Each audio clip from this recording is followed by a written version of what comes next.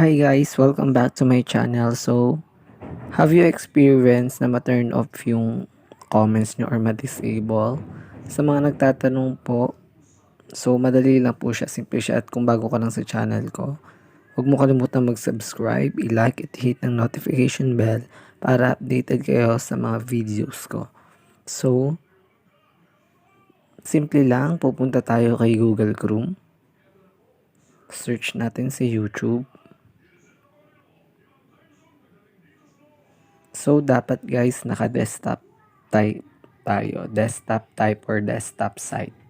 So, ipipindutin lang natin tong profile pic natin. Then, punta tayo doon sa Creator Studio. Sa my right side. Then, after that, so, ipe-press natin tong video na naka-disable.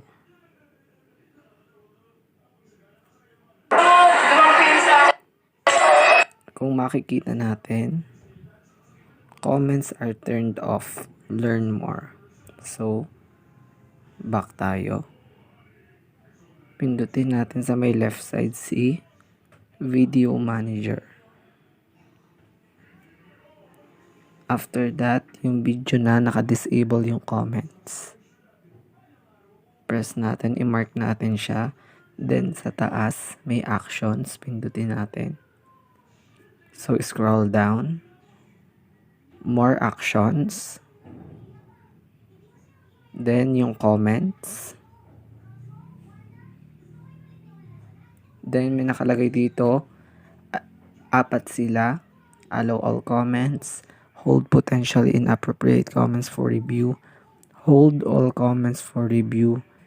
Disable comments. So, i-allow natin yung all comments natin para maging on na siya. Then, kapag na-on na siya, pindutin natin yung submit.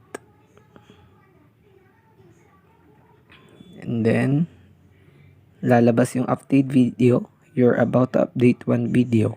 You won't be able to perform another back action task until this update is done. So, i-mark lang natin. I understand that I can't undo or cancel this update once it has started. So, yes, submit. So, lalabas yung pending edit. Wait lang natin.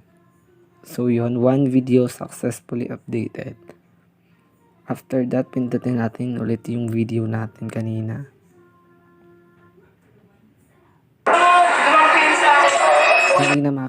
Kanina makikita natin na naka-turned off. So, ngayon, titingnan natin.